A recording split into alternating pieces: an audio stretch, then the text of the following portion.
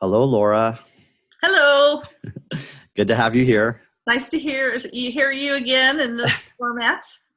Yes, ma'am. All right, so I'm just going to read your bio. Okay. Everyone, welcome to the Tap It Out podcast. I have my friend here, Laura Worley. I know her from Faster EFT. When I first started training, she was there. She's what's called an upper level practitioner. She's tapped on me. I've learned a lot from Laura. And so here is her bio. Laura Worley is a transformational coach, trainer, and speaker helping people in the area of complex trauma. Laura addresses trauma, abuse, stress, and addictions in her seminars, which she calls the TASA system. Did I pronounce that right? TASA? TASA? Her one-of-a-kind training has helped professionals gain the skills needed to help their clients in the area of complex trauma. Laura coaches people all over the world through transformational intensives. Her goal is to help educate people on how to overcome the chains of their past. Laura is also the creator of the Worldwide Transformational Summit, and we're going to get into that later on in this interview. For the past 4 years, she has interviewed 85 of the top experts from all over the world that are helping people change their lives. All right. Welcome, Laura. Thanks for having me, Mark. It's great to talk to you. We talked earlier before the recording, and it's always fascinating talking to you. So I'm happy to be here with you. So I met you in Faster EFT. How did you get into Faster EFT? Well, after going through 20 years of talk therapy and spending about $500,000 and totally frustrated, I said a prayer. I'm like, God, something's got to work. Something I don't have to pay $1 million for. I can help myself. Something that actually changes the crap that I have. And a week later, I found EFT. And for about 4 years, I already knew all the stuff, so I started tapping on myself. And then what happened is I was actually going to a matrix. Is it Matrix EFT? I can't remember what it's called again. And I was going to a seminar here in Vegas, and she was letting Robert Smith talk on the last day and teach about Faster EFT. And so he asked for a demonstration. And so I raised my hand. He wanted something really hard. We weren't going to get into the story. We were just going to tap through it. So there was an event I couldn't change. It was probably one of the many horrible things. And he changed it in 45 minutes. And I was like, oh my gosh, there is something to this. So I just started going to Faster EFT. I started getting certified and going to all the seminars. And so that's how it all began, because I was seeing changes, and I was getting I was feeling better, and I didn't feel like crap every morning. And, my relationships were changing. And, this is about a year in that I'm starting to notice all these opportunities come to me through my business, my coaching business. And I hadn't even worked on that. Right. So that's kind of the weird thing is I was working more on all my abuse, and all these other areas changed. Interesting. Yeah. And I mean, every area was changing. And it was, okay, so if I'm not even working on getting a lot of clients and having a full-time business and having these opportunities I've never even dreamed of, what in the world is going on here when I'm only clearing up my abuse from my childhood? Right. Why am I all of a sudden having these opportunities in these areas? And what I found really is that our unconscious mind is a generalizer. So just like when I had all the crap from my childhood, it generalized into every area of my life, my relationships, my work, my money, whatever it was. Just like when I started to clear it up, it generalized all that good stuff into all these other areas. And so it was really cool to see so many different changes. Yeah. I've been doing it for 7 years now. Yeah. Faster EFT. Right. Yeah. So I've had a full-time business with Faster EFT, and really grateful for all the opportunities that I've had. And I do specialize in trauma and abuse, so more like complex trauma. And I do help people in maybe a few areas that a lot of practitioners don't want to deal with. And that's probably because was more of my experience. So I feel more able to help people in that area. Yeah. So that would be your niche. Yeah, it is. Yeah. Yep. Awesome. So how would you describe Faster EFT? How do you describe it to people? Because there's different modalities out there. Okay, well, I love to say FasterEFT uses the subconscious mind and the body to make changes at the root.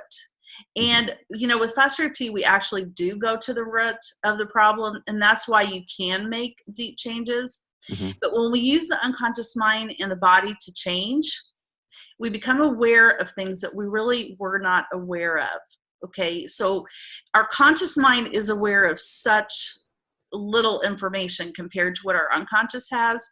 And I just think of our unconscious mind as a recorder, and it records all this data, and all this data is filed, and we have all these many files. But as a child, when we're growing, like let's just say 0 to whatever, we aren't able sometimes to handle abusive or traumatic situations. So our unconscious mind just takes those files and puts it way back for us so that we can survive, we can live, and we don't have to deal with that file. The problem is that when we get older, those files start to creep up to us. And why some people will come in, to me at least, and say, all of a sudden, I've never had this my entire life, and all of a sudden I have anxiety. It doesn't make any sense. Like, I'm afraid to drive in the car. I'm afraid to do this. And they say it came out of nowhere. Exactly. Yeah. And what it really is that the unconscious mind is beginning to pull up old files, putting links that don't go together, and creating the problem for us. So if you do not use the unconscious mind to address your issues and release the pain of what happened, it will not, in my mind, does not really change. Right. And so FasterEFT, I believe, is a vehicle to go into the unconscious mind and to find what's there, find the links, change the links, and to actually change the memory, rewire the brain in such a way that when the unconscious mind wants to go pick up that old file it's so used to picking, now that file, instead of being negative, is happy. Right. That person can think of any negative experience and that they've worked on and go there once they've changed it, flipped it, what we call flip, which is like dad's yelling at you in the kitchen. Now dad's hugging you, giving you, just saying how much he loves you. That's what we call a flip. It's from taking the negative to the positive.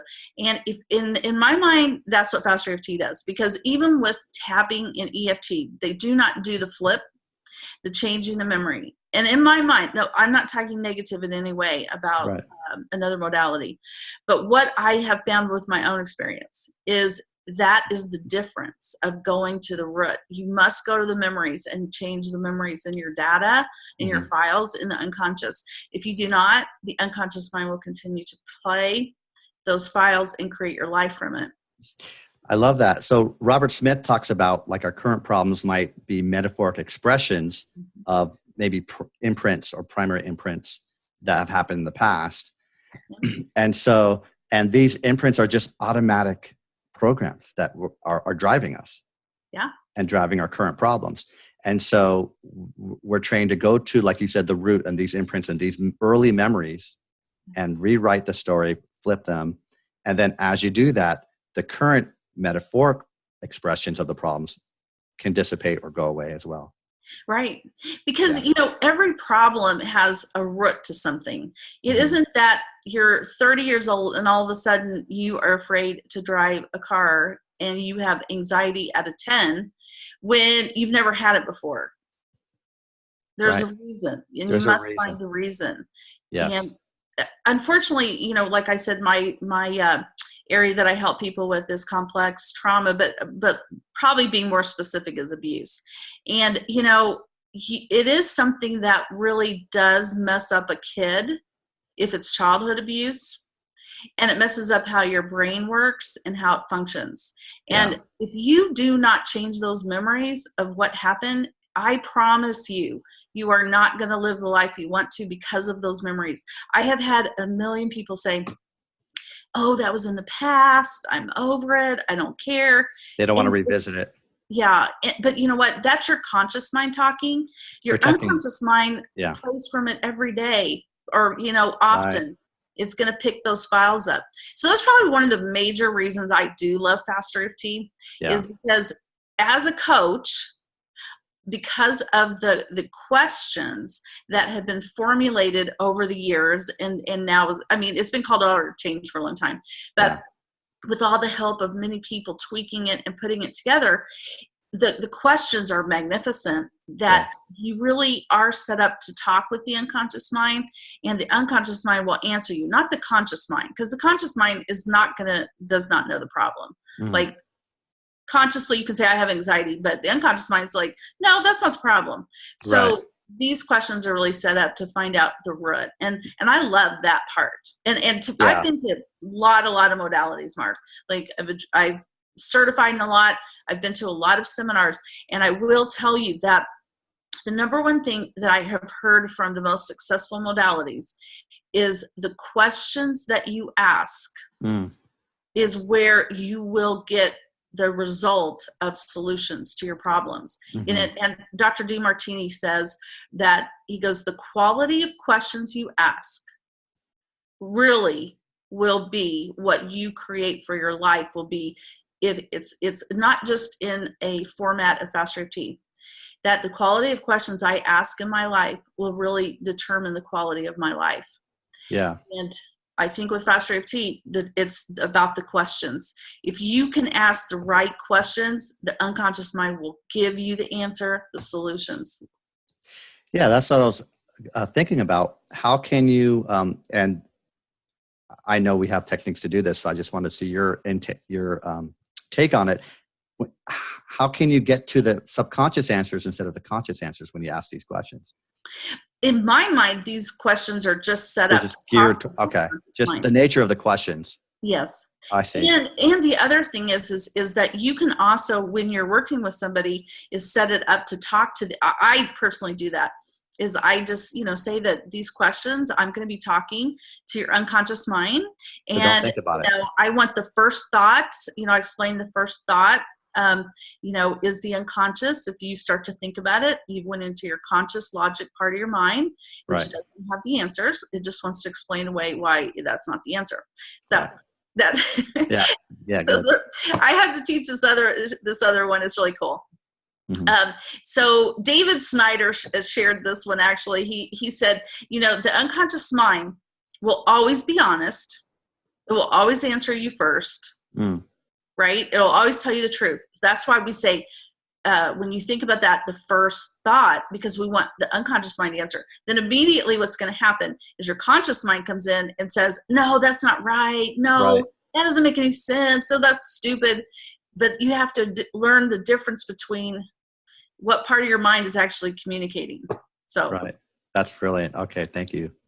And so, have you thought about? And I'm been learning more and more about like what's happening in the brain, like with memories and the limbic system and the amygdala and the hippocampus. And have you looked at that and researched that? And well, I'm not like if somebody asked you like what's going on with like how we put memories together and how we link happy emotions or sad emotions to memories and where it's stored and things like that.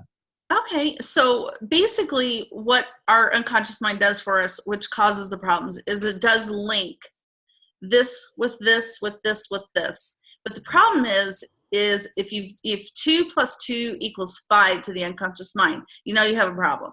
So what we're trying to do with FasterEFT is undo the links so your mind can come back together to where the truth is. 2 + 2 is really 4. And a lot of times that one with addictions, I mean, that's a really good example. Somebody wants to, eat or drink a special food, and then they find out that food, it's not really about the food, but maybe that great relationship they have with their grandma or whoever, maybe grandma made a piece of pie and they love that apple pie and they have to have that pie, whatever it is. But it's not the pie they're really wanting. They want the love.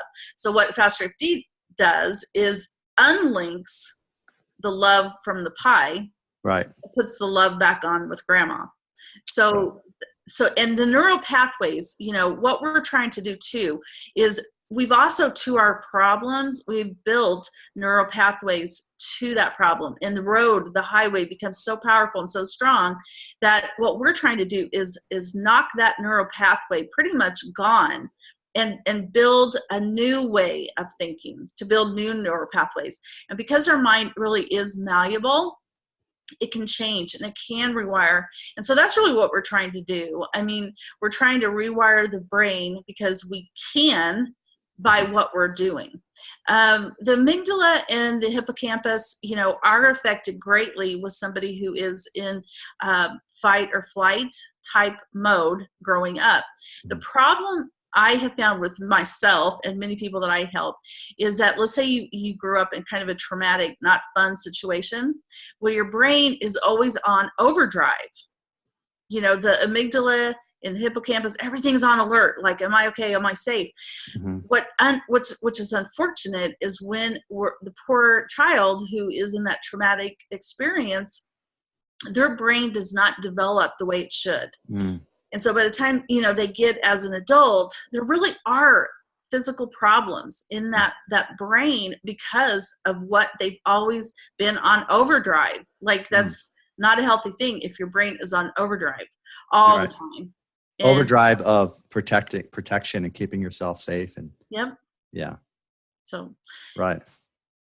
I know a lot of people like to go into a lot of the science behind it. Unfortunately, my personality doesn't work that way. Yeah.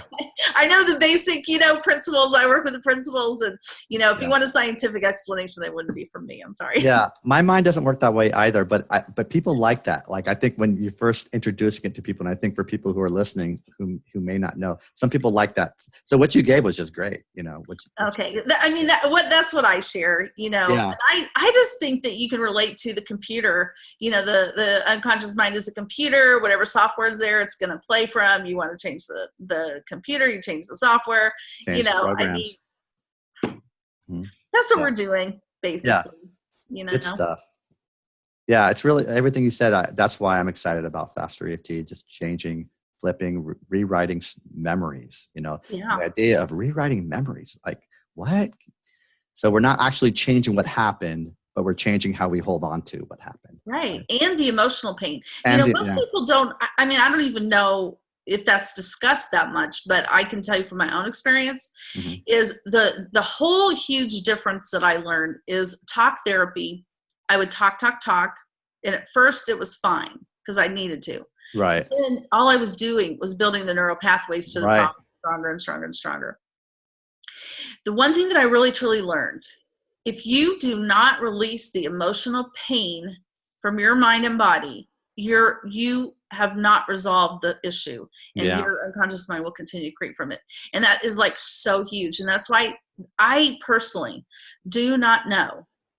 I know there's a lot of modalities and they can do certain things, but I feel Faster EFT overall can release the emotional pain the quickest, the easiest, without re-traumatizing somebody. They don't have to be re-traumatized. Right. And I would say, I don't know if you need to ask me something else, but so as a child, I had extreme sexual abuse, extreme, everything of every kind of abuse you can think of. So where I can tell people about Faster EFT is I can look at my childhood memories that were extremely painful and I carried for 20 years.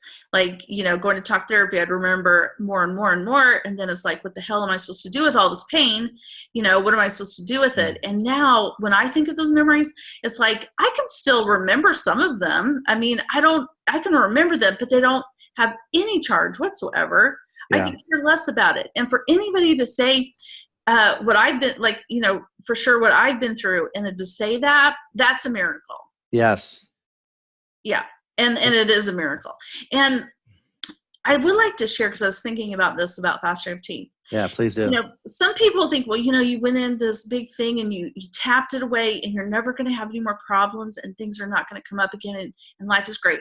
Well, guess what? Life is going to be great, but you're still going to have problems because you're a human being. Right. And I believe our journey is to learn through our problems and how to resolve them. The difference is now you have a tool to resolve in a healthy way what does happen to you as you go forward in life. But you have to clean up the past in order to go forward. I love that. And that's another thing I love about Faster EFT is that tool. So they're not dependent on us. We're going to fix you. You come to us and we're going to change our memories. And then we're saving you. No, we help them. And then they have this tool that they can do, I guess, maintenance, daily maintenance, and work on themselves. Yeah. Yeah, because you'll have new stuff. And, right. you know, and the other thing I would like to share, what I've learned too, is that the unconscious mind is going to give things to you in layers. Yes. Right. It's not going to give your whole life problem, your whole past history all at once, because you might work on a big chunk and your mind says, you know what, we are going to have a break now for a while. Right. And then, you know, it could be a couple of years later, and now your mind wants you to work on something else.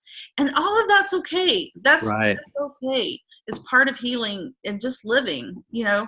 Yes. I have seen that so much. That's so true. And it'll come up when it's ready. Absolutely. If you looked at, yeah. Yep. And, you know, you talked about talking about releasing the emotional pain of a trauma.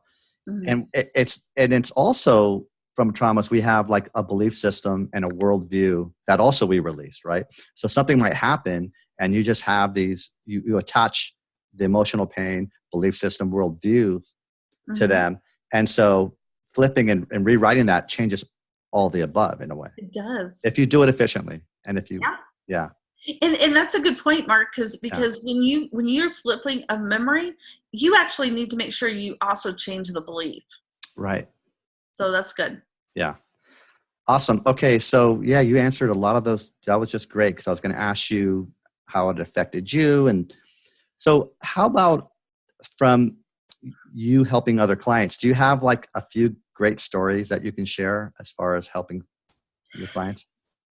Okay. Well, one I just actually did recently, which was awesome. So I had been working with a mom and her two children, 18 and 20.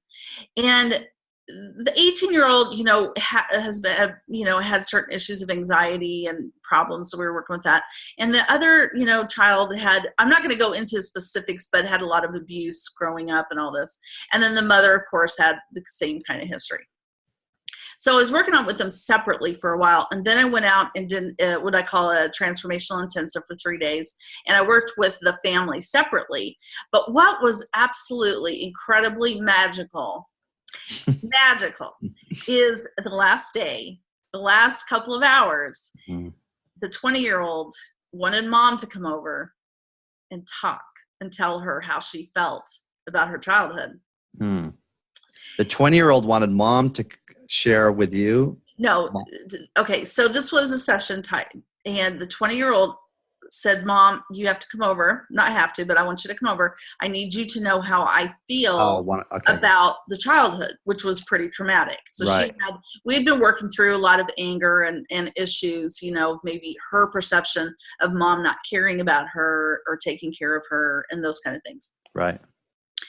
Well, what ended up happening, because I wasn't really sure what it was, but I set the rules. You know, there was no negativity, no name calling. You can say how you feel, and then we're going to tap. So we would just tap through it all. It ended up so beautiful, because the mom was able to hear. Wow. Tapping. The daughter really said what she needed to say. And she goes, Mom, just telling you, I feel free now. Like I can fly.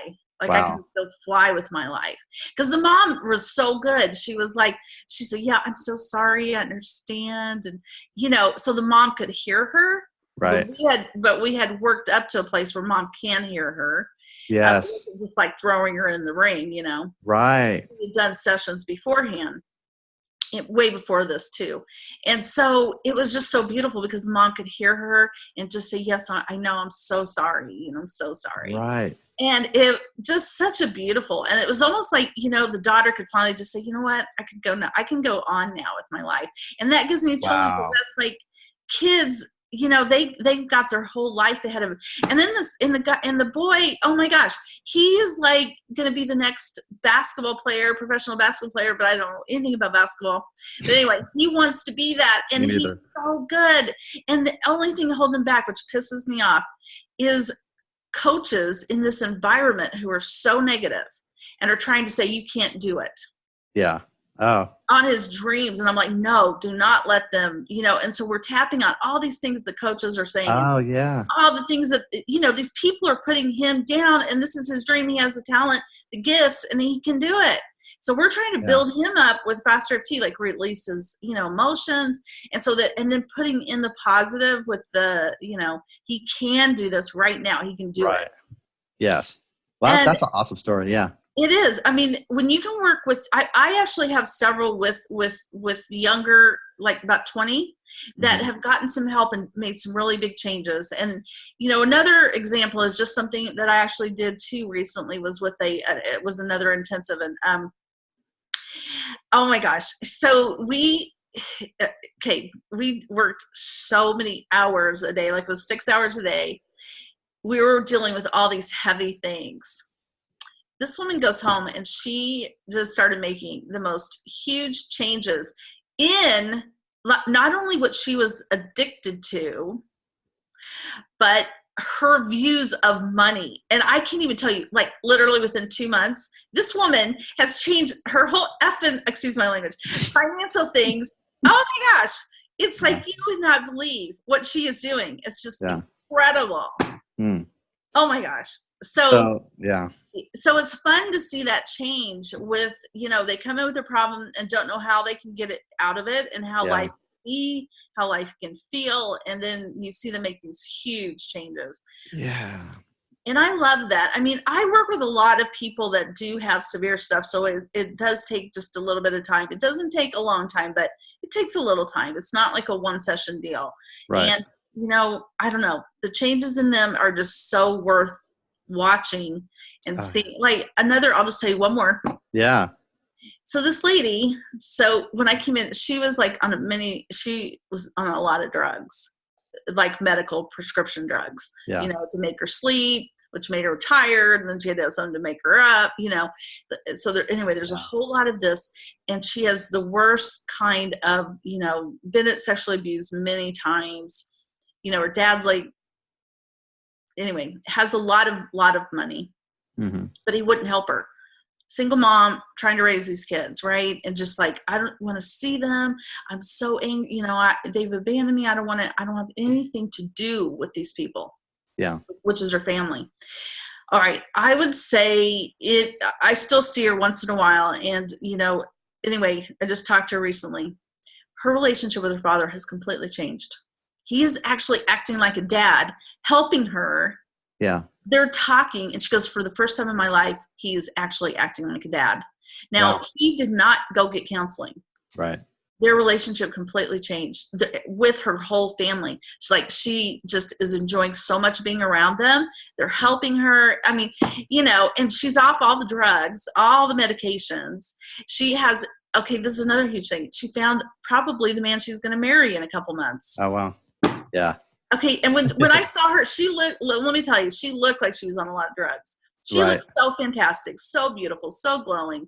Yeah. And so this was in a 6-month period. So, right. But I mean, she's been changing a lot way before then. I just saw her a couple days ago. So I'm just telling you the end result of her work. So. Yeah. It's not awesome. So this the idea of empowering people, that's what I love about it. And then having this amazing tool that helps with that. Yeah, for sure. And the other thing, the first story you talked about, so I love the idea of you tapped on them first and separately before you got them together, and then you have kind of like a mediation thing. So what most people do is they get people together to mediate and to try to talk, and they will set the rules as far as no name calling and things. But still, without the tapping initially in the beginning, I think the boundaries go up and the defensiveness and the communication, it's going to be hard to have that. And it's going to be hard to be heard and to hear without doing your own tapping. Absolutely. That is a very good point, because I've actually seen couples over the years, but I never will see them to right off the bat. They have to do individual first. Right. And then we'll come together. But what's beautiful about couples, if they will do the individual work and then come together, we tap through the whole session together.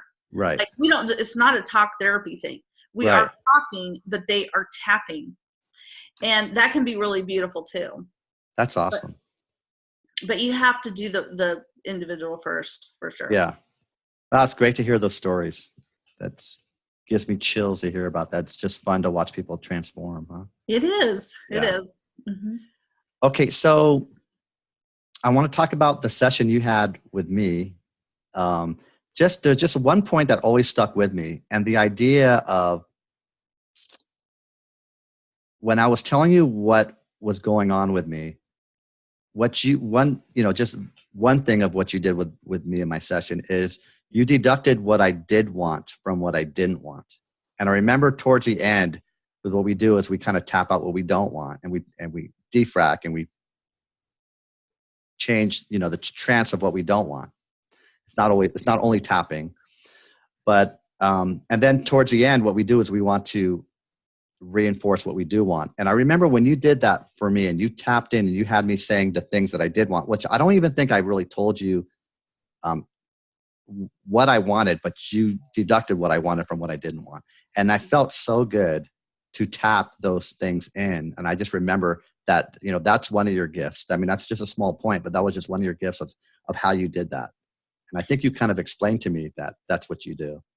I do that actually with clients is I do a lot of the positive tapping once we've done a lot of the negative. Yeah. I think you kind of get the negative down to a neutral so you can put in the positive. But yeah, I do really concentrate on that because the unconscious mind will create what you want. You just have to tell it. So I think it's an important part of doing sessions. Yeah, that was a great experience for me. Oh, good. Yeah. And so I also, with my coaching, I try to combine like leading edge law of attraction principles in it. What are your thoughts on that? Do you use law of attraction principles or? I'm not sure exactly because that can mean a lot, but I think it's excellent to do that because basically that is what you're doing is the law of attraction principles. When you say, what do you want? What do you want to create in your life if all these problems are gone? And have them practice it a lot too and keep putting it in every time you do a session. But what do you do? Are you doing something specifically?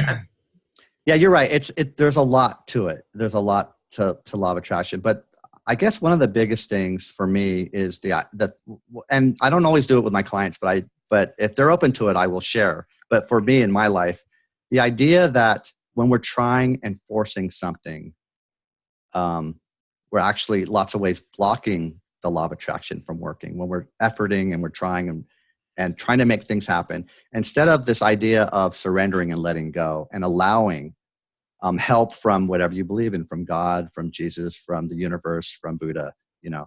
So it's kind of and then waiting for inspiration, and it's like receiving help from, whatever's out there, whatever you believe in, knowing that we don't have to push something through and make something happen, but what we can do is allow and let go, and then you will get inspiration. And you also, I think, what I like to say is the universe orchestrates events on your behalf. I got that from Abraham Hicks, So that kind of thinking, as far as, I think it's a good approach if people are open to it, to work with the tapping. Absolutely. I love it. Yeah. Perfect. Yeah. All right. So you are writing a book? Well, okay, this just came to me when you just said what you just said about having people be open to inspiration. Yeah. And letting people come to, ideas come to you and that kind of thing. Right. Well, I need to share with you. That's kind of how the summit began. Okay. All right. But I was not very open to the idea. Right. So I get this inspiration literally to do a summit. Okay. And I, for 2 months, said no. Okay. Those ideas came no matter where I went, no matter what I did. It was just like, got stronger and stronger. And I kept saying, no, it's too much work. I don't want to do it. You couldn't get away from it, right? I couldn't. So I finally said, okay, all right. So I'll send some invitations out and we'll see what happens. Well, people started saying yes. I said, well, God, I need people to help me. I can't do this on my own. A week later, the 2 people that for 2 years did my website and marketing, I met. Then so I'm like, well, God, now I have to be able to pay them, and literally the first year was the most expensive. And I always had the money. I never put a single thing on credit. I always had the cash to pay them. Right. And so everything that I was told to do, I was given the means to do it, one step Wow. at a time. I love it. And so I learned. Wait, one step at a time. That's a great point too, because you're not trying to get into step 50 and Right. 60 and figure things out, because that can bog you down. And I like that, one step at a time. And then I'm like, why in the world do you want me to do a summit? And because I mean, this is not something I would ever come up with on my own, ever. Right. But what the thought came to me is that the purpose of the summit is actually to talk to as many people with different ideas that were really successfully helping people in the world. Mm-hmm. Like, what were their views? What were their ways of doing it? What were they doing to help people with all kinds of issues? And so the Worldwide Transformational Summit is more about bringing as many different ideas and let people decide what works for them and what doesn't, because we're all not the same. Not everything is one way is gonna work for everyone. And so that's really what the summit has done, literally, is people like, okay, even if you bring the topic of money, I mean, this year alone, I think we have 5 specific people that are talking on 5 completely different things about money. Right. Relationships, the same thing. People are talking about totally different aspects of relationships. And so there's just so many good views, Right. ideas and thoughts and success stories, and so many choices. And that's really what it's been about. And the other thing that's always come through for this summit is that we, all of us, finding our purpose and not playing small. And I know some people say that, but that is not something I was thinking about. But this is what came to me as far as inspiration, is that, how important all of us need to believe we are enough. Yes. We don't have to be anything else. And this lady that's on this year, Elizabeth Robinson, I just did an interview with her. Precious, beautiful soul. And she just shared something that literally I did have to cry in the interview. So I said, thank you a lot for that one. But she shared, and it just hit my soul so much, is we are all enough. There's nothing more to do or prove. Just get up and say, what can I do to serve today? And I loved it. I mean, just to not think you have to do one more thing to prove yourself. You have to learn one more thing to be enough. You have to do one more thing to, Right. I'm more of an action person. So I'm more like go, go, go. Yeah. And so that was really super good for me. And I think that's really what the summit is about, is to help people receive their worth, that there are solutions to problems in this life, and that people can help each other and support each other, and they're not alone. And so that is it in a nutshell, really. That's really good. And another, to bring up again, the Faster EFT tapping is, when you do tap on yourself, you're able to hear those ideas that you are enough. And if you have all these emotional baggage and these memories and these traumas in our past, you can say an affirmation, or you can be told that, but are you really hearing it? And are you able to hear it? And are you able to believe it? Yeah. So I think that's another beautiful thing about Faster EFT, is you kind of clear, I call it the fog. But that's a good point about Faster EFT, because the really good point is so that you can hear it, because, we can say, like, I'll just take one person I'm thinking of. Yeah. You could tell this person, I love you, you're magnificent, so many times, but they can't hear it. They can't feel it. They can't let it in. But if you clear their baggage, then they can hear you, feel it, and know you're telling them, and know that you do love them. Yes. And that's you have to clear out some of that baggage so you can actually accept the good stuff.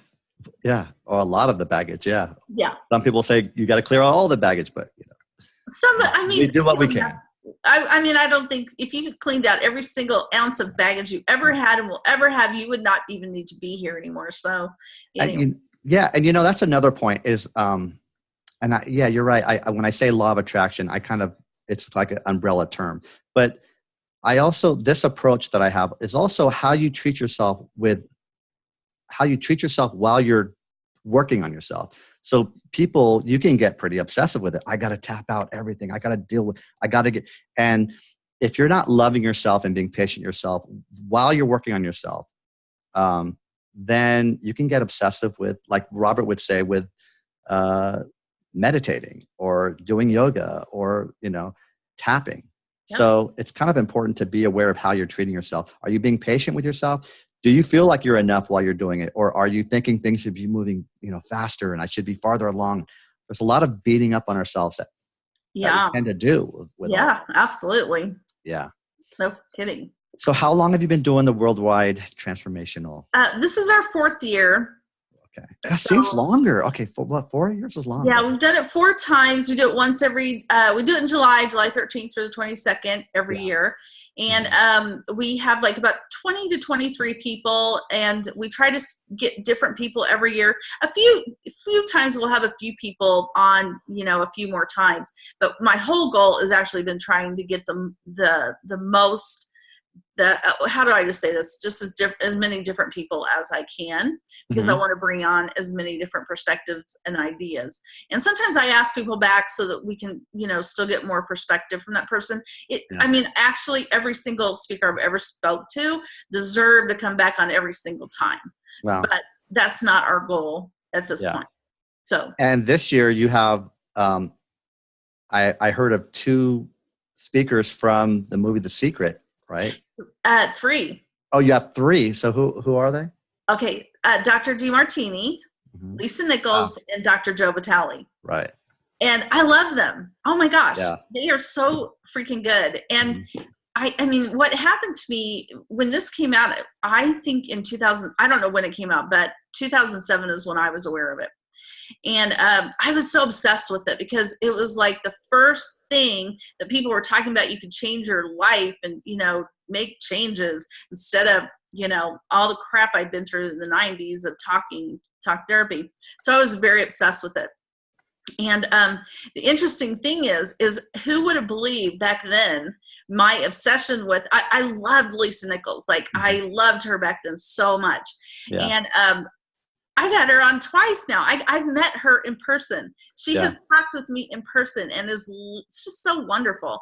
Yeah. And Dr. DeMartini and Dr. Joe Vitale, I mean, I've talked to them one-on-one. They've taught me things.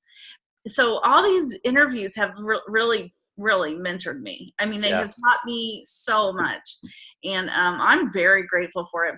And then we've also had, I know this is very bad to do this on your show. I can't remember the other person, but she's also from The Secret. She was on a couple years ago. Why can't I remember her name? Oh my gosh. You don't have to remember every single person you talk to. So okay. Yeah. But anyway, so you never know what's going to happen in the future. So that's exciting. So you years ago you watched The Secret and you just get obsessed with it and you watch these people and now you get a chance to interview them and learn from them and meet with them and And then, I mean, I don't know if I should say this publicly, but Lisa is going to give me a ticket to her next event. I'm just like, holy crap. I'm so excited to go. So anyway. That's awesome. Yeah. That's awesome. All right. So people who are interested, can they find you and how can they, learn more about the Worldwide Summit? Okay, the summit. Transformational Summit, yeah. All right. The summit is WWT Summit, which is easiest.com. And if you want to find me, it's just laurajworley.com. So. Okay, so say it again, WWT.com? That's easy. Or you can do worldwidetransformationalsummit.com. Don't ask me why I picked such a long name, but that is also there. Or WW, so it stands for worldwide, so WW, then transformational T, and then summit. Okay, WWT summit.com, or your name, Laura Worley, WORLEY.com. Yeah. I'm sorry, did you say Laura J. Worley? No. Okay, Laura J. Worley. Oh, Laura J. Worley. Yeah. Okay. Somebody else already had Laura Worley, dang it. Oh, okay. All right, good. All right. And so before we go, I wanted to hear about you're talking about writing a book and you were starting to tell me before we were recording, I'm like, save this for our talk. So, okay. What's your journey on the books? Well, I've known for a very long time I was going to write a book. Yeah. But what I thought it was going to be was this huge book. So probably like maybe 4 years ago, I had a time of inspiration where I couldn't, like, when I started writing, the ideas came so fast I could barely keep up with the writing. And then it just stopped. Okay, so I put it to the side. I have that, okay. And then I have this other thing. So I started doing all this writing on this. And then it was like, done. Okay. So I put that to the side. So now I'm like, okay, now I need to, do this part and pull it all together. So I'm going to have this huge book. And just recently God said, no, you're going to have 3 books, but you're going to write on this topic right now. And which was not either one of those. So wait, so you heard that? Are you receiving those messages, or how's that coming to you? Okay, yes, the easiest way to be receiving inspiration. I talk to God all the time, and I feel like He talks to me. Right. And helps me with inspiration and ideas. But the weirdest thing is, so I'm like, okay, fine. So I'm coming. I'm like, I'm not really sure what you want me to write, but so I'm sitting here writing things, and then every day I would say, okay, God, what do you want me to write today? And He would ideas would come to my mind to go research this and to write, and then He started bringing the spiritual part of it, which is this book is actually directed to a very complex trauma, but there's also a spiritual side of the healing to it. And also people can use it, but it also train professionals as well. It'll help them a lot. And so anyway, this has been more of, instead of me writing this book, it's been, I feel more God writing the book and just using me as a vehicle and showing me, like, literally, I would just pray every day. Okay. I would get myself in a spiritual type mood. And then I was, okay, what am I supposed to write today?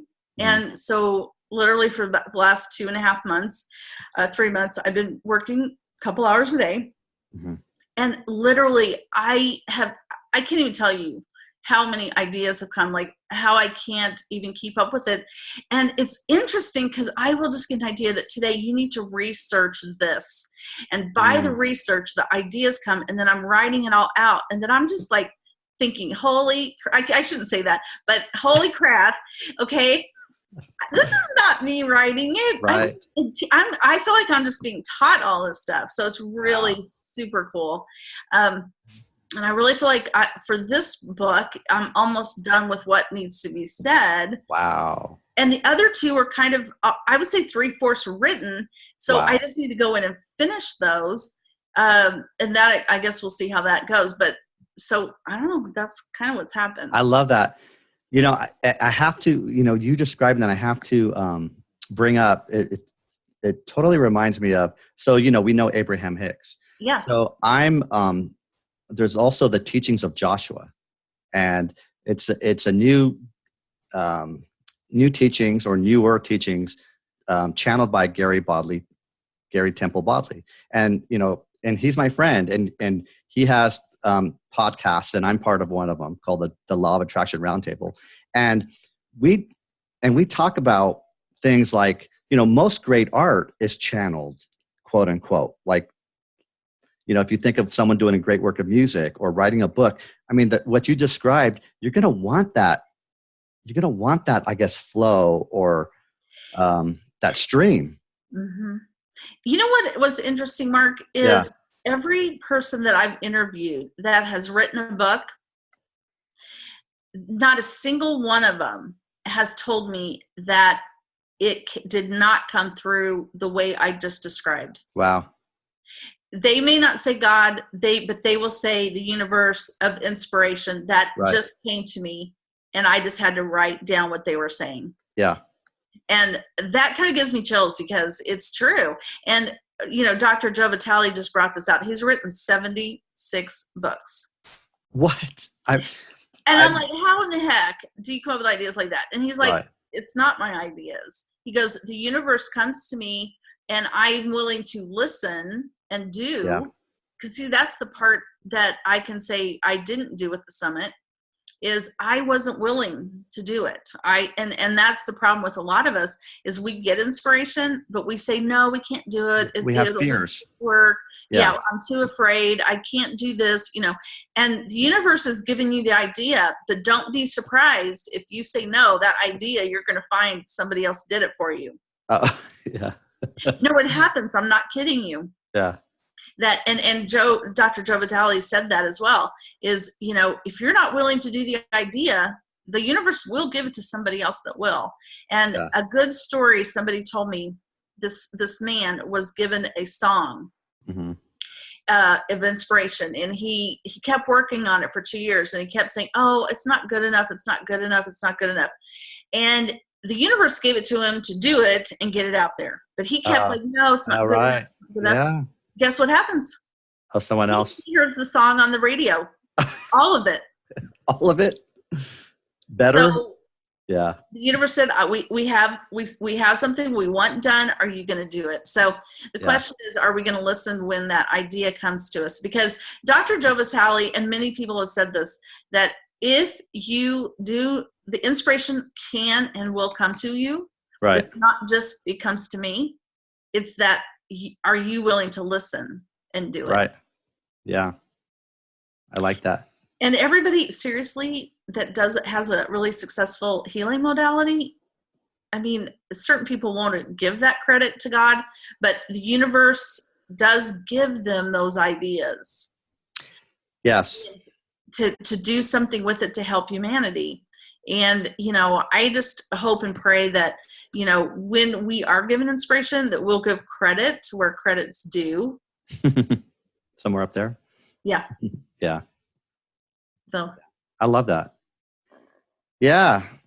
Well, it's been fascinating talking to you, and fun and interesting and educational. And this idea, I mean, I think that's why it's fun to talk to you, because these kinds of things really get us going and get us excited. And the idea about working from inspiration and being a vessel in your own way, and then helping people, because that's the best way. Yeah. To help people. It's just, yeah. Yep. So the last question I have for you is, and I guess it goes along with what we're talking about. So there's entrepreneurs out there, or people out there who are having projects where, maybe they're wanting to start something, but they have fear, or they're talking themselves out of it. And, when you first had the inspiration for the Worldwide Transformational Summit, you had your own fears, and you don't want to do it. So what would you suggest? What's your advice for people who have projects they want to start with and they want to get going, but they're having trouble getting going? If you feel that you've been given an idea, and somebody, the universe, the creator, whoever you want to say, is giving you that idea, just go with it. Just go with it. Because the way will be made for you to do it. Because there is kind of a statement, and I'll just kind of paraphrase it, that if the universe does ask you to do something, they will always make a way for it to happen, to be done. It's not that they would ever say, do this, and then not give you the way and help you do it. Right. So just know it'll all take care of itself. Just go ahead and do it, because you don't know what's going to happen, and you don't know why they're telling you in the first place, but it's because you have something to learn and something you can give, and you can be an instrument to help people. So just go with it. You're going to be afraid. And I love this too. I'm saying all these quotes, but because I just did the interviews, Lisa Nichols just said, let your fear be your fuel. And then I'm going to leave the last one with Dr. Joe Vitale, what he just said. Mm-hmm. He said, your wealth lies underneath your greatest fear. Wow. Yeah.